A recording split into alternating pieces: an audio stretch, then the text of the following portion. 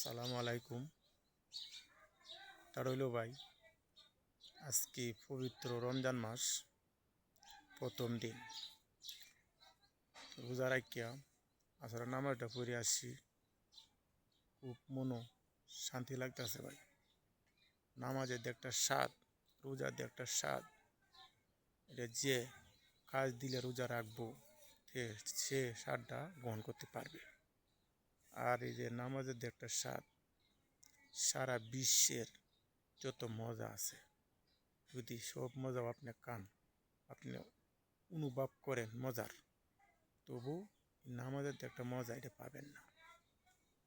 এটা কাল লাগিয়া যে প্রকৃত বান্দা ঠিক মতনে আল্লাহকে ভয় পায়া, নবীকে রাসুলকে ভয় পায়া নামাজ পড়বে, সেই কিন্তু এই মজাটা গ্রহণ করবে।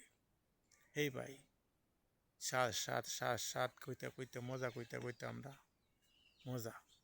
আর এমনি নামাজের কি একটা মজা, সেইটা আপনি দিল দিয়া, আপনি মন প্রাণ দেয়া আল্লাহরকে রাজি খুশি করার জন্য যদি নামাজটা পড়েন, সেই নামাজটাতে কি মজা সেইটা আপনি একদিন বুঝবেন। কিন্তু আজকে নামাজও গেলাম, 3 দিন গেলাম না, শুক্রবারে গেলাম, মাসে একবার গেলাম, এই নামাজের মজা পাবেন না।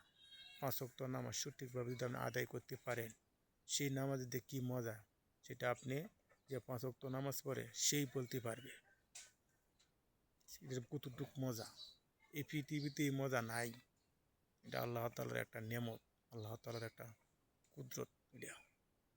এটা ভাই, আমরা মুসলমান, 5 ওয়াক্ত নামাজ পড়ব। আমি নিজে নিয়ত করছি ভাই 30টা রোজা রাখার জন্য।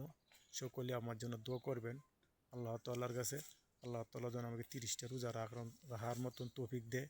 আর আপনার আম্বু দোয়া করবো আপনাদের জন্য, আপনারা যেন 30টা রোজা রাখতে পারেন, 5 ওয়াক্ত নামাজ সঠিকভাবে আদায় করতে পারেন। এটা আপনার জন্য আমি দোয়া করব।